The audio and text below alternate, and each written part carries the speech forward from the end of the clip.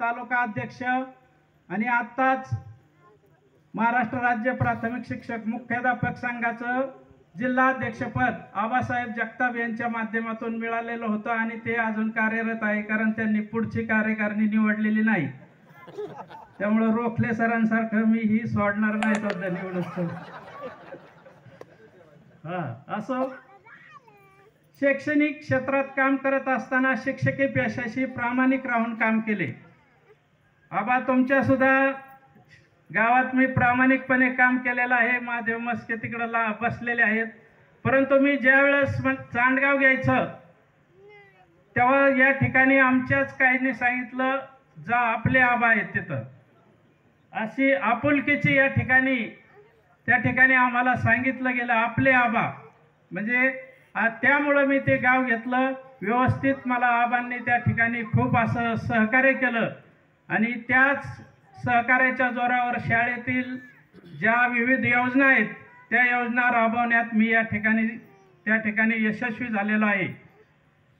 या ठिकाणी सेवानिवृत्तीनंतर 31/5 माझी सेवानिवृत्ती झाली. परंतु लोकसभेची आचारसंहिता असल्यामुळं शाळा पातळीवर माझा कार्यक्रम झाला. आबा तुमच्या शाळेत आता तुम्हाला बोलवता नाही आलं, परंतु माझ्या शिक्षक बंधू भगिनींनी आमचा सपत्नीक असा भव्य असा सत्कार पालकांच्या सोबत केला, लोकप्रतिनिधी विरहित.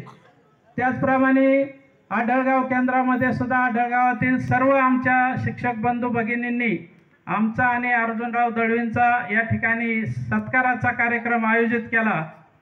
त्याचबरोबर क्रेडिट सोसायटी त्याचे बी आम्ही सभासद होतो, त्याचा सुद्धा या ठिकाणी आमचा सोसायटीच्या वतीनं सन्मान उचित केला. आणि आम्ही जे 22 जण तालुक्यातून शिंदे साहेबांसहित रिटायर झालो त्या 22 जणांचा श्रीगोंदा तालुका समन्वय समितीने भव्य दिव्य असा तुळशीदास मंगल कार्यालयामध्ये आमचा कार्यक्रम घडून आणला. त्यामध्ये शिक्षण संचालकांपासून सर्वच असे अधिकारी त्या ठिकाणी बोलवले होते आणि या सर्वांचं या ठिकाणी सर्वांनी या ठिकाणी आमचा सन्मान केला. समाजाचे आपण काहीतरी देणे लागतो आणि म्हणूनच ही भावना मनात ठेवून त्यातून उतराई होण्यासाठी हा आजचा मी कार्यक्रम आयोजित केलेला आहे. हे म्हणते एवढे कार्यक्रम झाले तरी याला अजून काय हौस होती, परंतु तसं नाही. समाजाच्या ऋणातून उतराई होण्यासाठी पै पाहुणे मित्रमंडळी शिक्षक मित्रमंडळी यांच्या ऋणातून उतराई होण्यासाठी आज या छोटासा प्रयत्न मी केलेला आहे. हा प्रयत्न सर्वांनी गोड मानून घ्यावा ही विनंती.